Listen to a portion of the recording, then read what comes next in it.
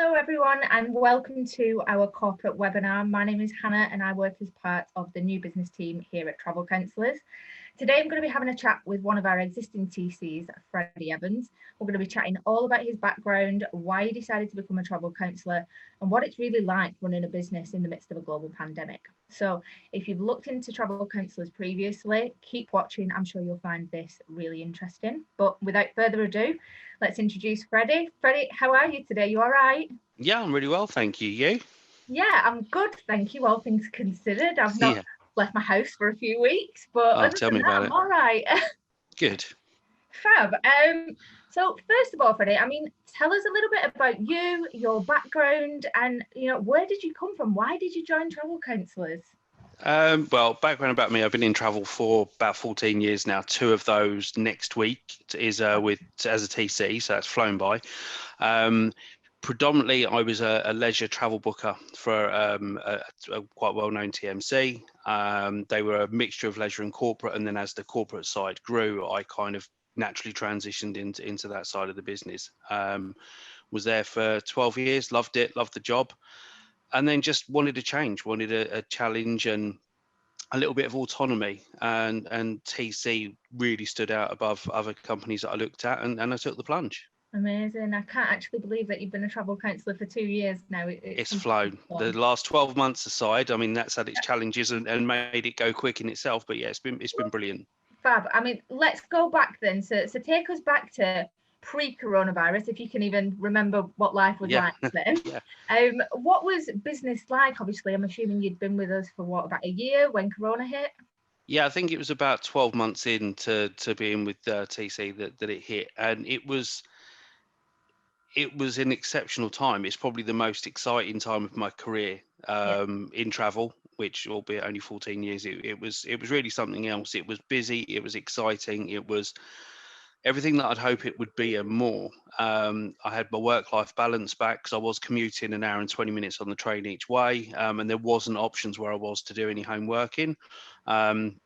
I set myself up straight away into an office environment. I didn't want to be purely home working because I like to have the separate work to home, and TC facilitated that perfectly. So yeah, it was just buzzing. There was new clients coming on board. There was just so much assistance from head office to get myself and marketing out there, and that was my biggest worry when I moved over. Generating all this stuff on your own. Yeah. And there was so much support, so clients just started coming through the door, and it was just from day one really, really exciting and really busy. Yeah, I think you're being modest as well. You had a pretty record-breaking first year as a TC. I think you did. Did you hit over the £1 million mark in sales in your first year? Yeah, I think I got 1.2 million in the first 12 months, and I think I did gold I got the gold achievement in about 8 months, 6 to 8 months. I can't remember exactly, but it was pretty quick. Pretty incredible, and yeah, that's just testament to, I guess, you and the service that you offer to people, really. So obviously 12 months in, business is booming, everything is flying, and then coronavirus hits the world. Yes. What have things been like for you for the last 12 months? Have people still been traveling? Initially, it was really weird because I've never known, outside of the ash cloud situation that a lot of us that have been in the industry for a while have known, where the brakes just got applied. And it was, I think, for corporate, probably a lot quicker than leisure, because there was a lot of companies being very protective of their staff when the rumour mill started. So before travel actually stopped, corporate business travel tended to stop a lot quicker. Get yourself through the amendments and cancellations and changes and the stressful times that come with that.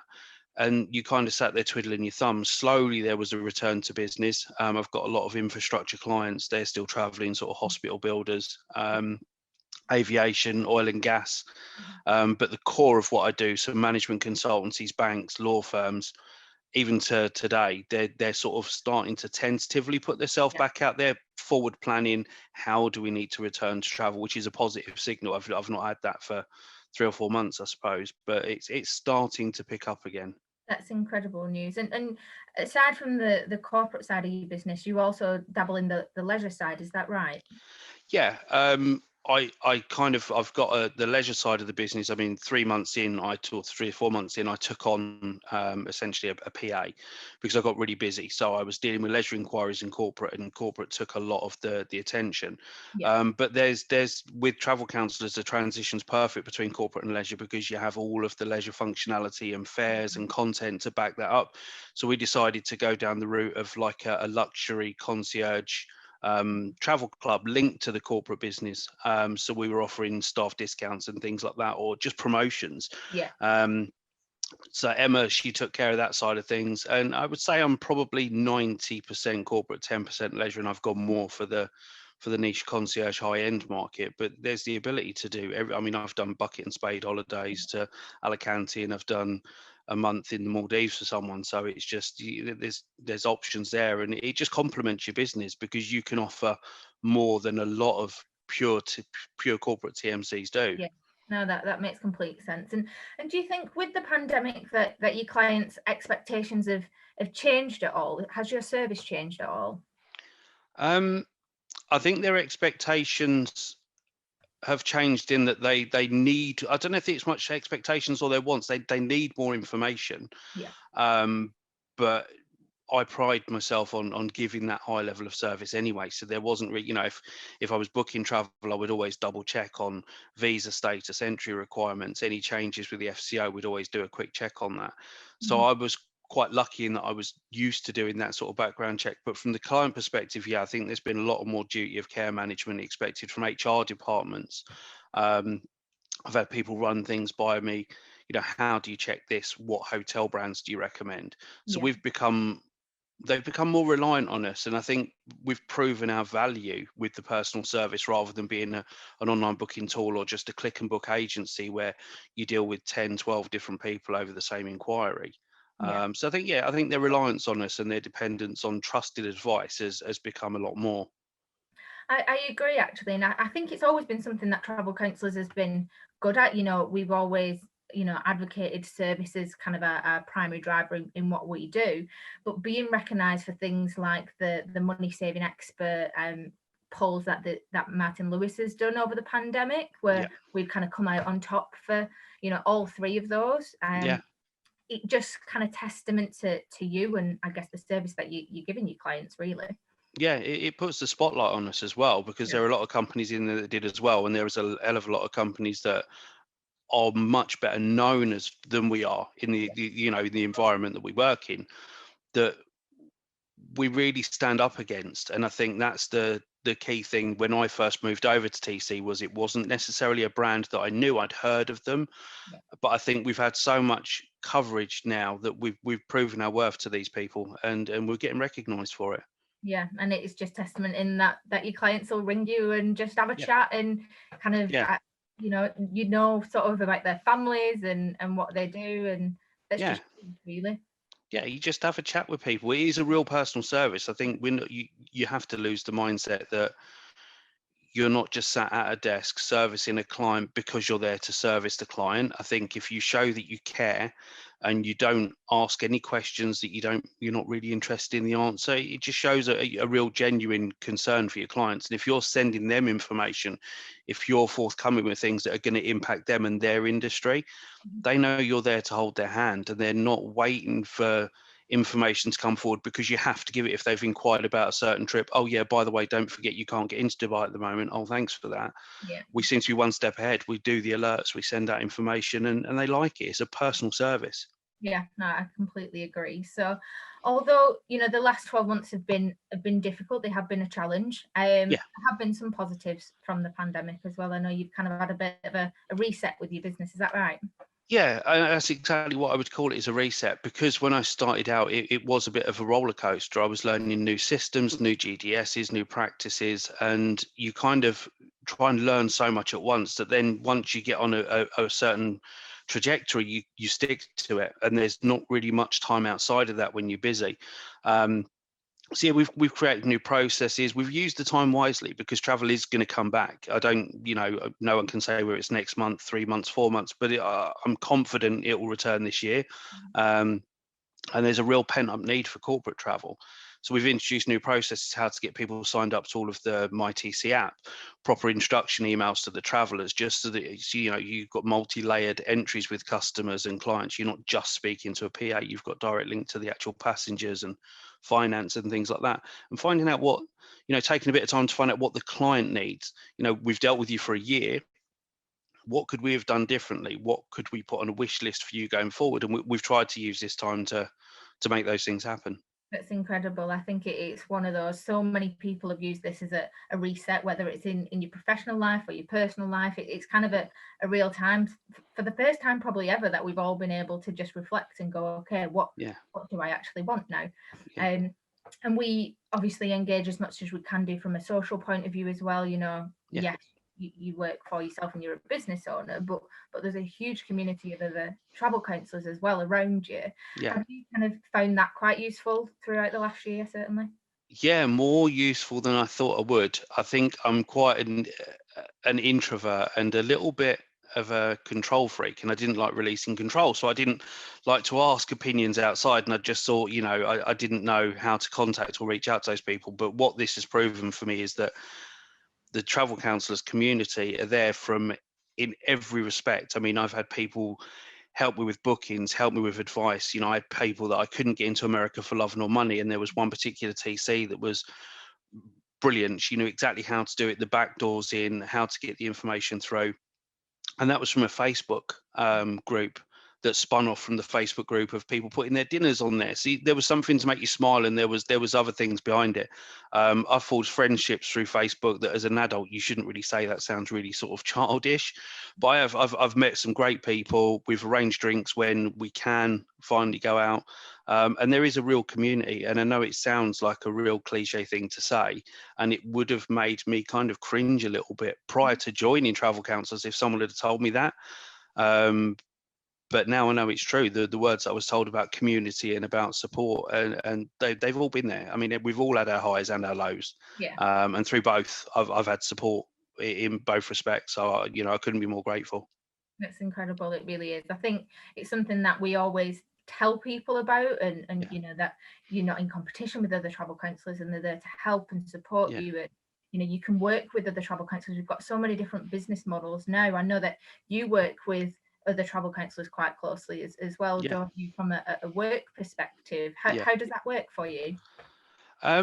It probably alleviated my biggest worry about joining, to be honest, because when you come from a TMC background, you're in your team of 8, 10, 12, 15, however many it may be. But when you come here or are thinking about coming here, you kind of see it as you're all on your own.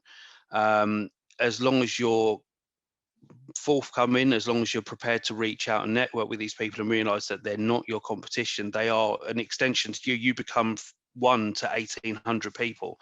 You may pick up a client that is a football company, a football team or a coaching team, and I know absolutely nothing about football, but one message on the internal intranet and I can find someone who's absolutely perfect for that account and set them up with it, work with them on it, make them the chief booker, and it works perfectly. Whereas if I tried to retain that account myself through greed or pride, it wouldn't work long term. And that's why the setup here, again, it worked for me, because there is such a variety of people that we can reach out to and team up with, and it's so easy to do.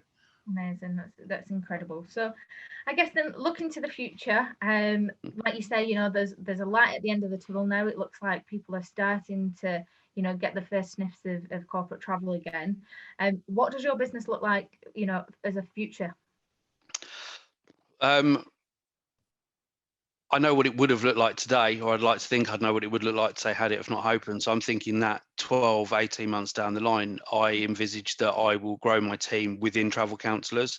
We're looking to take on a bigger office, hopefully, take on maybe an apprentice or a chief booker to look after some of the accounts. And I want to split my time between doing business development work and account management.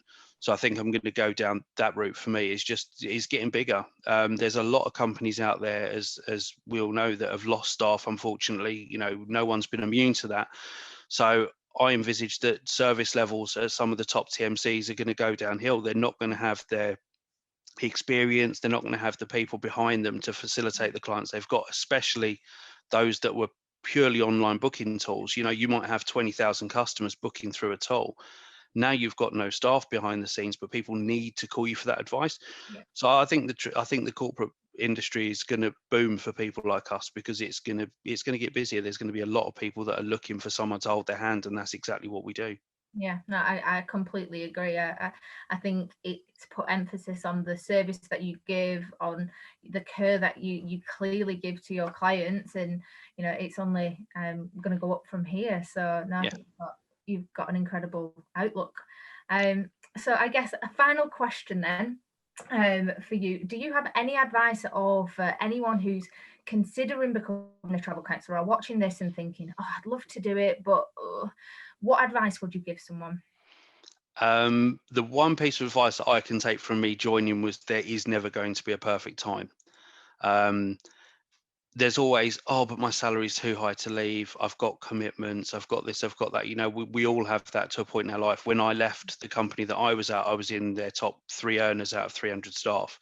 And it was a massive decision to go from a decent basic salary and override to nothing, essentially. But it comes quickly. The accounts build quickly. As soon as you can shine as a lone example, rather than being tied down to 9 to 5, if you're on hand at 2 o'clock in the afternoon or 7:30 in the evening, you'll gain those clients. It will grow really, really quickly. The tech is here, the backup from head office is here. And I said that there just isn't a perfect time. But if anything, what COVID showed me is now is probably the perfect time, because there's downtime to learn new systems, new roles, to network, to get your social media presence out. And then when travel returns quickly, as we hope, you'll be in a much better position if you did do it now than you might be down the line when you become busy again. If you're in the industry, you know, that perfect time will go. No, I completely agree with you. I think through kind of speaking to people and understanding different situations, it really is that, when is the right time to join? Yeah. Do you have a crystal ball? You know, I wish I did. I wish I had a crystal ball to, you know, Yeah. this is the perfect time for joining. But it's that, you know, the risk sometimes is, you know, certainly in your case, worth the reward. So Definitely. I think that's brilliant. Okay, thank you so much for your time, Freddie. You're welcome. Thank you. So much for, you know, your help and advice. Hopefully everyone, you find that pretty useful. If you would like any more information on travel counsellors or becoming a travel counsellor, we'll put our contact details on the screen below. Please feel free to get in touch either via email or give us a call if you'd like, and hopefully we'll speak to you all soon. Thanks a lot.